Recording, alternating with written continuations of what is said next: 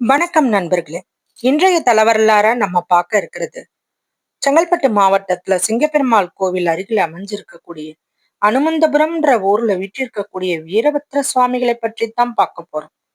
இந்த தல இறைவன் சுயம்பு மூர்த்தியா அருள் பாலிக்கிறார். தமிழகத்திலேயே இருக்கிற பெரிய வீரபத்ரர் கோவில்ல இந்த கோவிலும் ஒண்ணு.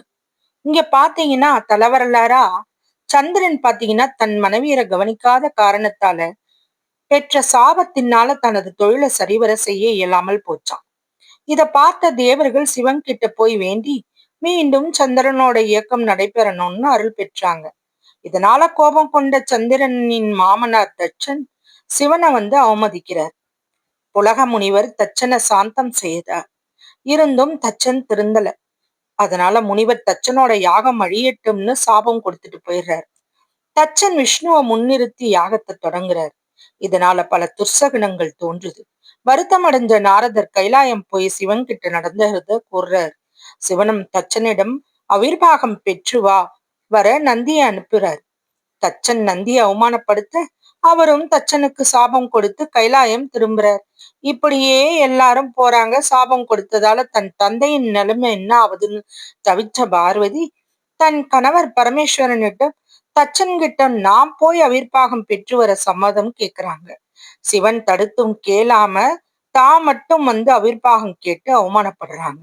தந்தைன்னும் பாராம தச்சனுக்கு சாபம் கொடுத்துடுறாங்க.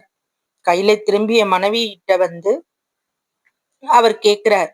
கோபம் கொண்ட சிவன் ருத்ர தாண்டவமே ஆடுறார். பார்வதியும் ருத்ர தாண்டவம் ஆடுறாங்க. சிவன் கிட்ட இருந்து வெளிப்பட்ட வியர்வை நீர் கொதித்து அதுல இருந்து அகோர வீரபத்ரர் தோன்றார். பார்வதியின் தாண்டவத்துல கால் சிலம்பு உடைஞ்சி ரத்தனங்கள் சிதறி பத்திரகாளி 9 வடிவில தோன்றாங்க. அகோர வீரபத்ரரும் பத்திரகாளியும் சிவபார்வதிய வணங்கி நிக்கிறாங்க. சிவபெருமான் இவர்களிடம் நீங்க இருவரும் தச்சனிடம் அவிர்வாகம் கேளுங்க, தராவிட்டா அவனை அழுத்தி விடுங்கள் அப்படின்னு உத்தரவிடுறார். சிவனோட உத்தரவுப்படி வீரபத்திரர் தச்சனிடம் அவிர்வாகம் கேட்கிறார். தச்சன் வீரபத்திரரை அவமானப்படுத்திட்டான். பிரம்மனிடமும் விஷ்ணுவிடமும் வீரபத்திரர் நியாயம் கேட்க அவர்கள் தச்சனுக்கு பயந்து அமைதியாக இருக்கிறாங்க. கோபம் கொண்ட வீரபத்திரர் அங்கிருந்த ஆண்கள் அனைவரையும் தாக்க பத்திரகாளி பெண்களை தாக்குறாங்க.